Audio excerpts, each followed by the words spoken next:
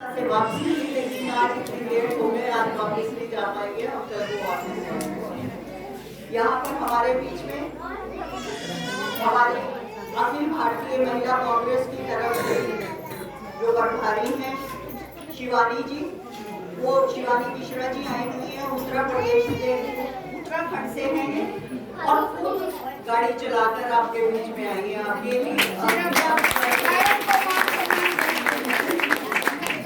आप लोगों के पास पहुंचने के लिए, आपसे मिलने के लिए, आपको सम्मानित करने के लिए हम लोग आपके बीच में यहाँ पर उपस्थित हुए हैं।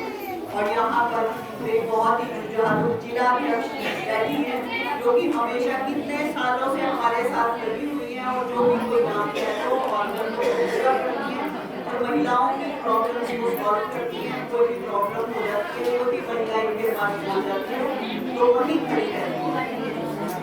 और संतोष मेहता जी का तो बहुत किस्से सुने हैं। सरपंच के जब वहाँ पर इन्होंने धरना दिया हुआ था पंचकुला में, तो मैं वहाँ पे थी। सारा इनका अरेंजमेंट करना, वहाँ पे टेंट वेंट लगा के खाने का अरेंजमेंट और सब मैं देख रही थी और अपनी बहन से मिली थी। ये बहुत ही मजबूत महिला को कह रहे हैं कि ये अकेली महिला ही अपने हाथ हो जाती है। भाई महिलाएं को कमजोर मत समझो, यही हम समझाने के लिए आए, यही यहाँ पे करने के लिए आए कि कोई भी महिला कमजोर नहीं है।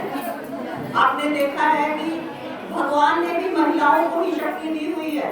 दुर्गा है जो सभी भगवान के लिए खुद अकेली लड़ती है ना, तो वो दुर्गा कौन है? महिला है ना। और जो हमारी धन की देवी है, लक्ष्मी है, वो कौन है? महिला ही है। तो जब भगवान ने महिलाओं को सब कुछ दे दिया, विद्या की देवी जो है वो भी महिला है, हर जो है अन्नपूर्णा है वो भी महिला है। तो आप देख सकते हैं तो किस तरह से महिलाओं को आप मानते हैं, किस तरह से महिलाओं के ऊपर अत्याचार हो रहे हैं। तो हम इसी बात के लिए जो नारी न्याय का हमारा प्रोग्राम चल रहा है और नारी न्याय सम्मान सम्मेलन है, आपको पता है 8 तारीख को अंतर्राष्ट्रीय महिला दिवस का। तो 6 तारीख से लेकर 10 तारीख तक महिला कांग्रेस ने ये ठानी की कि अपनी जितनी भी बहनें हरियाणा में सिर्फ नहीं पूरे देश में सभी को सम्मानित करना है और उनको सम्मान देना है और उनकी अंतर आत्मा को जगाना है और उनके अधिकारों के बारे में उनको जागरूक करना है। हमारा यही उद्देश्य है, इसीलिए हम यहाँ पर आप लोगों के बीच में हैं। दूसरा हमारा जो प्रोग्राम चल रहा है नारी न्याय। नारी न्याय क्या है? क्यों हमें न्याय की जरूरत पड़ी? क्यों महिलाओं को न्याय की जरूरत पड़ी? क्योंकि महिलाएं तो शुरू से जन्म से लेकर मृत्यु तक ही न्याय की गुहार लगाती हैं और न्याय के लिए लड़ती आई हैं। जन्म से पहले से जब बेटी गर्भ में होती है तो उस समय वो जीवन के लिए, अपनी आजादी जीवन जीने के लिए गुहार लगाती है। लेकिन आज भी हमारे समाज में ऐसे लोग हैं, ऐसे समाज में हम रहते हैं जिसमें कि बेटियों को गर्भ में ही मार दिया जाता है। और हरियाणा 7% बढ़ गया है, भ्रूण हत्या में 7% हरियाणा बढ़ गया है। तो आप समझ सकते हो हमारी लड़ाई तो जन्म से पहले से है कि हमें जिंदगी चाहिए, जीना चाहिए, फिर पोषण चाहिए, हमें अच्छा खाना चाहिए। लड़कों को अच्छा खाना नहीं दिया जाता है, महिलाओं को, बच्चों को अच्छा खाना नहीं दिया जाता, उसके लिए लड़ाई रहती है। फिर उसके बाद शिक्षा के लिए लड़ाई रहती है कि हमें पढ़ना है।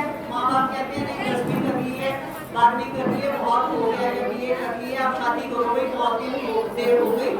लड़की को ज़्यादा उम्र तक घर में बिताना और इनकी शादी हो, तो उसमें भी हमारी लड़ाई है।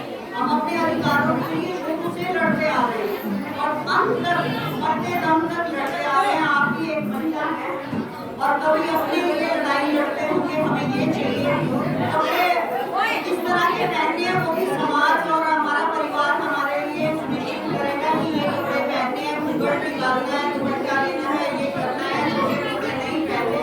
हमारी उसमें भी इच्छा नहीं मानी जाती।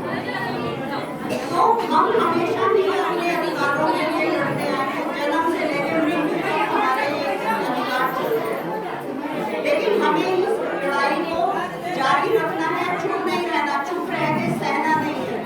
अगर आप चुप रह के इसी तरह सहते रहोगे कि लड़कियों को तो इसी तरह सहना पड़ेगा, इसी तरह से करना पड़ेगा, तो आपकी आगे की जनरेशन जो है, आगे की बच्चियां हैं, वो भी इसी तरह सहती रहेंगी। तो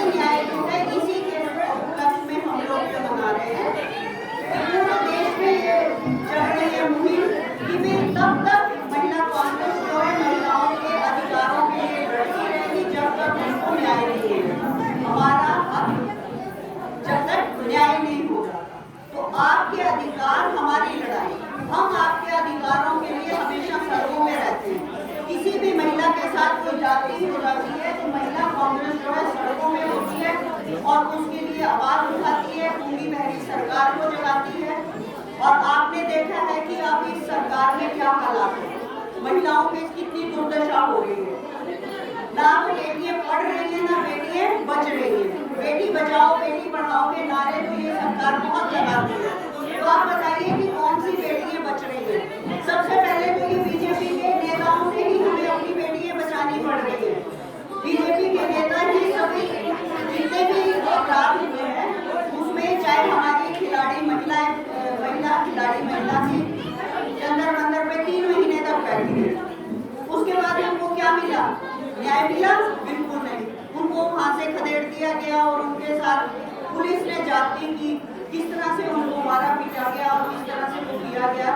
जब वो पदक लेके आती हैं तो बहुत अच्छा लगता है कि हमारे देश का नाम रोशन किया, ये हमारी बेटी है। लेकिन बाद में उनके साथ क्या हालात होते हैं बाद में कोई नहीं पूछता, क्योंकि वो जो नेता हैं वो सांसद हैं, यूपी के नेता सांसद हैं शरण जी, तो उनको कहते हैं कि इनको हम कुछ नहीं कहेंगे, इनको सजा नहीं मिलेगी और वो खुलेआम घूम रहे हैं। हमारे चाहे हरियाणा के संदीप सिंह जी ले लीजिए, मंत्री जी, जिन्होंने की खिलाड़ी कोच के साथ बदतमीजी की और FIR दर्ज हो गई, चार्जशीट हो गई उनके ऊपर। हमने एजुकेशन किए, प्रेस कॉन्फ्रेंसेस की, उसके बाद विधानसभा में आवाज उठाई कि उनको बर्खास्त किया जाए, लेकिन हमारे मुख्यमंत्री जी बड़ी बेशर्मी से कहते हैं नहीं करूंगा नहीं करूंगा नहीं करूंगा। तो कहां से बेटियां बचाने के दम भरते हैं, कहां से नारे देते हैं बेटी बचाओ बेटी पढ़ाओ के। तो हमें अब अपनी लड़ाई खुद लड़नी होगी और महिला कांग्रेस आप लोगों के साथ है। नारी न्याय का जो मतलब है वो ये है कि राहुल गांधी जी भारत जोड़ो न्याय यात्रा में हैं, उसमें उन्होंने 5 संकल्प लिए हैं। युवाओं के साथ न्याय, नारी के साथ न्याय, श्रमिकों के साथ न्याय, भागीदारी का न्याय और किसानों के साथ न्याय। तो उसमें से नारी न्याय है। हमारी अलका लांबा जी जो राष्ट्रीय अध्यक्ष हैं वो उनके साथ जा रही हैं और उनके साथ जाते हुए वहां पर उन्होंने जो महिलाओं की दुर्दशा देखी है उसकी वजह से ही ये स्टार्ट हुआ है।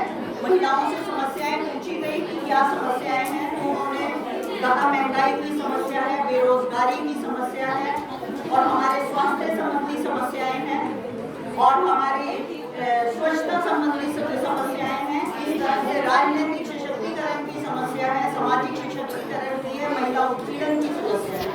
तो महिलाओं की ये समस्याएं निकल के आई है।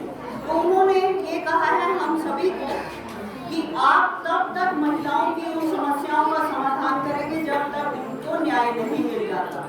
और हर एक महिला के साथ महिला कांग्रेस खड़ी रहेगी। हमारे यहाँ पर हरियाणा में आप देखिए या देश में देखिए, सभी जगह पर जिला अध्यक्ष हैं, ब्लॉक अध्यक्ष हैं, कहीं भी कोई भी परेशानी होती है, हमारा लीगल सेल भी काम कर रहा है, हमारा डॉक्टर सेल भी काम कर रहा है। कहीं भी किसी भी महिला को कोई परेशानी होती है तो हम सब लोग खड़े हो जाते हैं, लेकिन आपको अपनी आवाज उठानी पड़ेगी। आप मेरा फोन नंबर किसी भी टाइम किसी भी वक्त 2 बजे रात को 4 बजे किसी भी टाइम आप घुमा सकते हो, वो मैं उठाऊंगी।